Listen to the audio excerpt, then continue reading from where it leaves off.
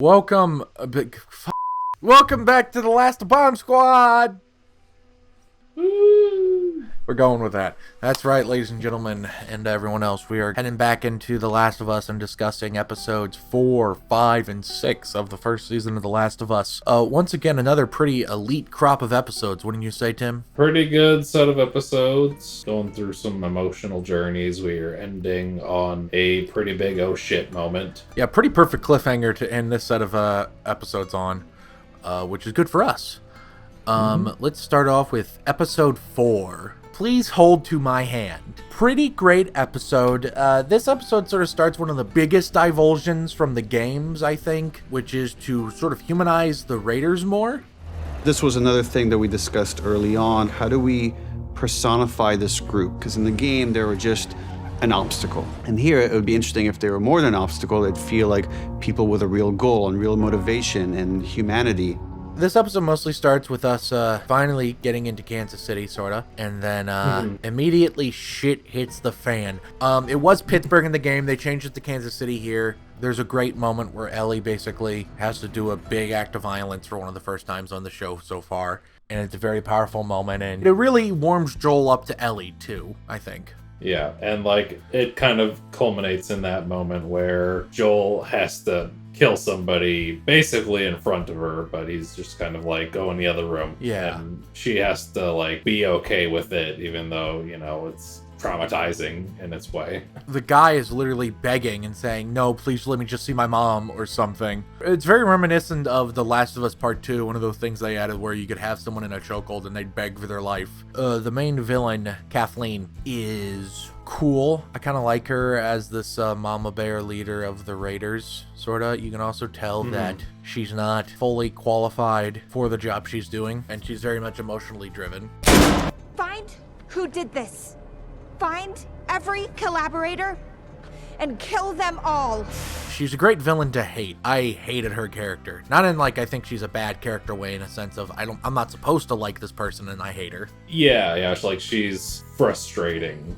Yeah. Which is, I think, good for kind of what they were going for. Though I will say it was either this episode or the next episode and that sort of making of thing they play after the episode. Craig Manzin, the co-showrunner of the show with Druckmann, I believe says something along the lines of, when there is a dramatic shift in power from a repressive regime being overthrown by a revolutionary force, history is full of examples where the revolutionary force is just as bad as what was there before. And to that I say, Craig, receipts? Can you show me some receipts on that one? I wrote a few examples. Yeah. It was a very, sort of, what are you talking about, man, moment. Good episode. Maybe the weakest of the show so far, though it's still a great episode. Or just something has to be the weakest, I guess, and it feels like the least, and it could also just be that this is the least fresh in my memory. It's a decent episode. Ellie's got jokes. That's a fun bit. The dad jokes, I remember that now. I love that.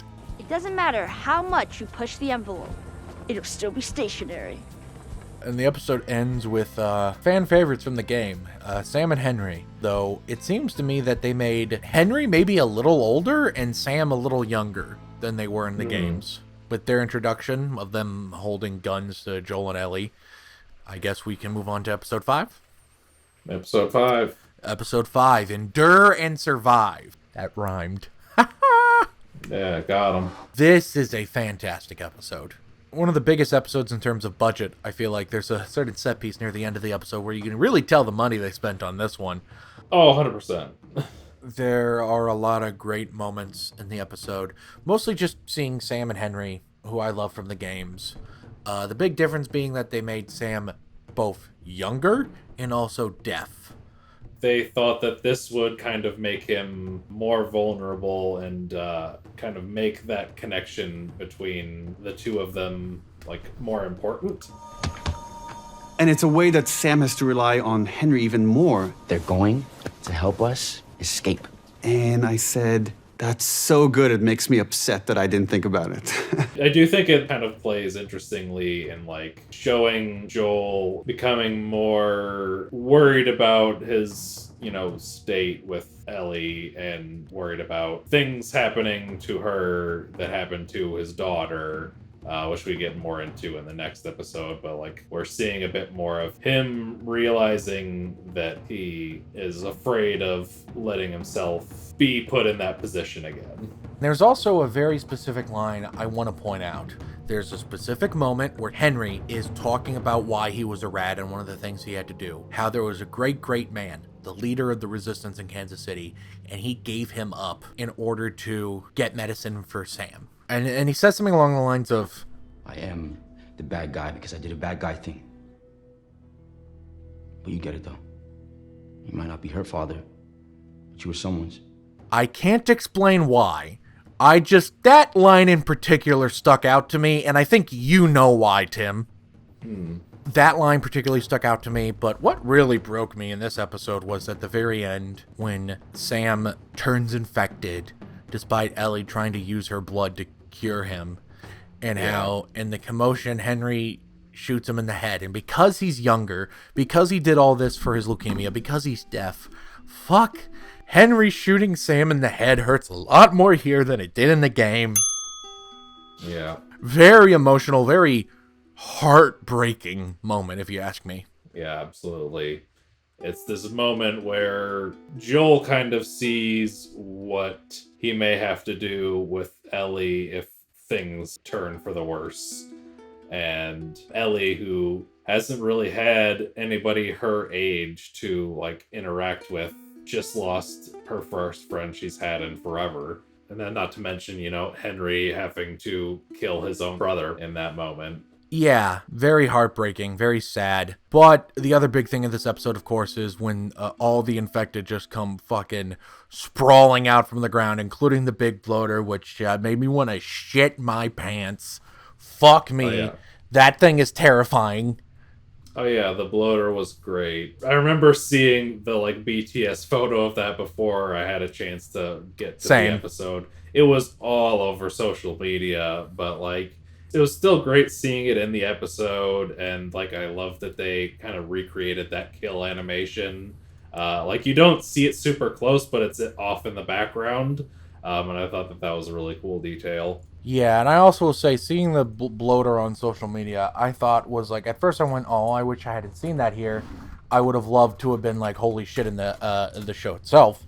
That behind the scenes photo where it's very, very well lit and looks very cool, and you can just kind of tell it's a guy in a costume, is very different from seeing it in the show where it's mostly in shadow because it's being lit from behind. And I imagine they are probably doing some minor CGI enhancement of its makeup. I want to throw up. I'm not even trying to be funny here, man. The bloater is fucking terrifying. Mm-hmm. As he should be. Episode 6. Episode 6, Kin, aka the communism episode. Really great moment where Joel's like, So, communism. Nah, it ain't like that. It is that, literally. This is the commune. We're communists. The great look on Tommy's face, that face when you realize you are a communist now, is so funny. I gotta say, Gabriel Luna is Tommy. We only saw a little bit of him in episode 1, but here in episode 6 where he has more time to I love his Tommy. Yeah, he's real good in the role. Also, fun fact, since we didn't mention this, one of the raiders is the voice of Tommy from the games. The guy with the beard. Yeah, okay, that's cool. In the gaming world, playing Tommy was one of the unexpected joys of my career. So to be a part of that world again and see it come to life three-dimensionally is really exciting. Which reminds me, Troy Baker and Ashley Johnson still have yet to show up in the show, but they're supposed to both have roles this season. I love finally seeing Jackson in the world of The Last of Us. Jackson is the most beautiful place in the world. A truly thriving community of people existing despite all the chaos and violence is beautiful. Mm-hmm.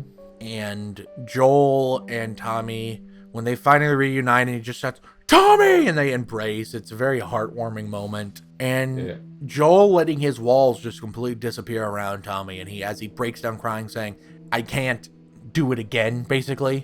Like what happened to Sarah, I can't have happen again. Yeah, in the beginning of the episode, we see him basically having a panic attack, and we see that happen again, I think, a little bit later on. But then, he has that moment with Tommy where he just completely is just like, I can't do this again. And like we finally get to see him in a like vulnerable moment because, you know, he's with his family. The only family he has left other than Ellie, really. Really great stuff. I love the way Jackson looks. Think they've translated it very well from the games. It's a very beautiful place. I love the Native American couple at the beginning. I love their dynamic. It's really funny how the husband's like, what the fuck? And the wife's like, I made them soup. Why wouldn't I? I just love it. Or how they're like, what's the quickest way west? You want to know the safest way west? East. There's Firefly people? Yeah, I fucking love them. They're so good. We do have that scene where they've basically recreated the argument between Joel and Ellie, which like they were talking about how this is one of the things we want to get almost exactly perfect to how it was in the game. And that scene is perhaps the most famous scene from the game. We did it almost exactly. The general execution of it was something that I thought was important we stick to exactly. Me and Pedro, both of us really felt the pressure of that. And when you feel too pressured in something, when you've created that for yourself, it can be hard to perform how you want to. Yeah, no, I had sleepless nights over that scene. But they did a great job recreating it. You really feel the emotion in their performance with it. But in the end, Ellie gets to choose to go with Joel, and they go off and they're attacked. And Joel is wounded. Suffice to say, these next few episodes, the last three all have the potential to be like absolute bangers if they adapt the game material pretty faithfully. Yeah, and that is something that I do want to address, is that the next episode is actually going to be adapting the Left Behind DLC minigame. So if you didn't play that, it is still adapting part of the game. This isn't like a total diversion. Yeah, it's not new material, and I think we need to say that given that people unfairly hated on episode 3 for reasons, and they may unfairly hate on episode 7 for the same reasons. Yeah. It's been a great set of 3 episodes, and I'm excited for this final set of 3 for this season. Yeah, I am as well. But, you know who else has a great set of 3? What's the name of the guy who wrote the book? You can't escape Will Livingston. He'll be back. You! The person watching this episode of The Last of Bomb Squad, thank you also very much for watching. Go down in the comment section below and let me know. What do you think of episodes 4, 5, and 6? Do you think they're a faithful adaptation of the game if you had played it? Are you excited for the final set of the 3 episodes for this season? And, did Sam's death make you cry like a little baby? Comment below and let me know. And while you're down there, hit the like button so we know how much you like us. Hit the subscribe button so we know how much you love us. And hit the bell icon so you can know exactly when we upload new videos. Thank you again also very much for watching, guys. We'll see you next time. Bye! Farewell.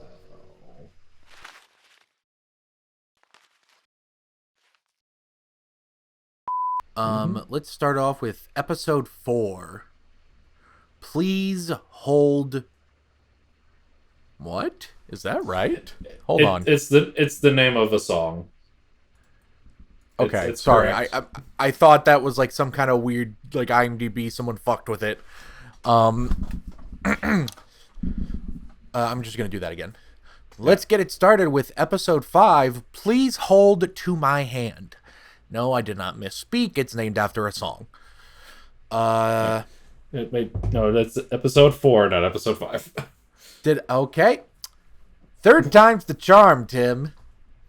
We'll start it off with episode 6. What the fuck? Where did that come from?